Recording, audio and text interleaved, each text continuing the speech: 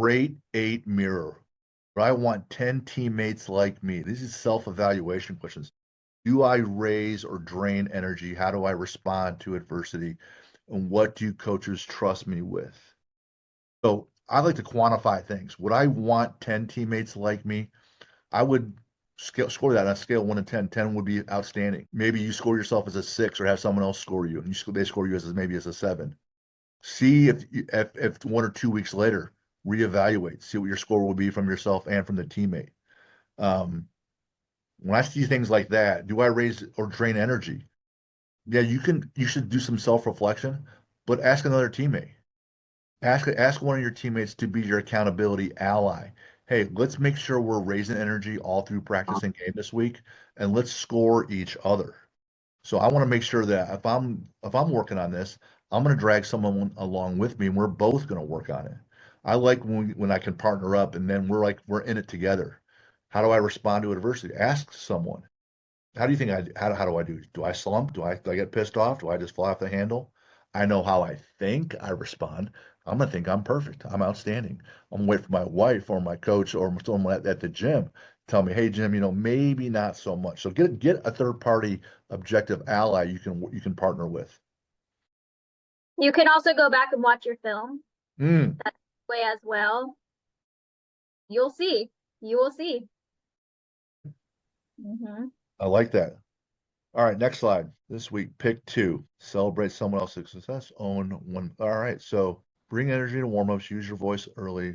Own one mistake publicly. Celebrate. For me, I like to use my voice, and I like to own my mistakes. I like to build trust. So owning mistakes helps with that. Courtney, what do you think? What would you pick? Definitely celebrate someone else's success, and I would add on to that and try to find a success that's not obvious or that's not results based on a stat line. I think that would be really meaningful, and definitely bring energy to warm-ups. I think that sets the tone right there. That sets the tone for practice. That sets the tone for the game. If everybody's chit-chatting about how the opponents look or how they're sore, that just as much as bringing the energy is contagious in a high and good way, just as contagious in the bad way. Sure does. The other thing, you don't have to be loud and screaming at people. You can just simply I can come up to Courtney. Hey, Courtney, I'm gonna let you know I'm ready to go today. I'm talking in this normal voice. Hey, I'm ready to go today. I'm gonna push. Watch this. If you see me slacking off, let me know. But I'm ready to push today. Simply just talking like that about what you're intending to do without being loud. Someone's like, oh man, all right, let's go. I know that's exactly. I'm like, okay, I guess I have to too. If we're training in the gym, and I coach a lot of athletes, there's one phrase that I rarely say to folks, but if I say, hey, today we're going to a dark place, then we all know that, hey, we're going to be dialed in and it's going to be painful training, but we're going to get after it. And so their whole mind shift changes because they know what's coming. So I might just whisper it. I say, hey, we're going to a dark place today. And people are like, oh man, okay. All right. There's no energy there. There's nothing that crazy, but people know what's coming. It sets the tone. All right, next one. This season, I am the teammate who. Who are you as a teammate? I would pick like 3 action verbs. Courtney, what do you think? Why is it important for athletes to actually stop and think about who they are as a teammate and what they bring to the team? Why do you think this exercise is important? It builds self-awareness. That's the most important thing right there, which is a skill you need outside of sports too, in a relationship, in your friendships, in your career. You need to know where you stand and how well you're doing. And then within sports, it clarifies your value, role on the team. It brings value. And then third, it's what coaches look for.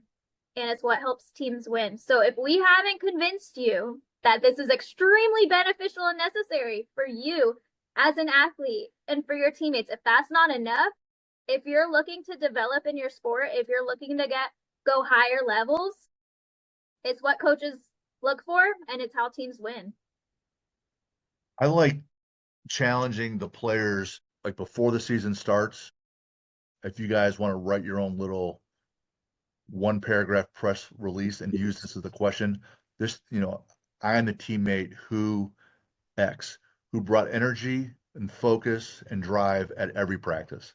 So that as if some newspaper were writing an article, hey, Jim is the athlete that brought, focus, energy, and drive, right? So you want to write that yourself, and that way it kind of holds you a little bit accountable.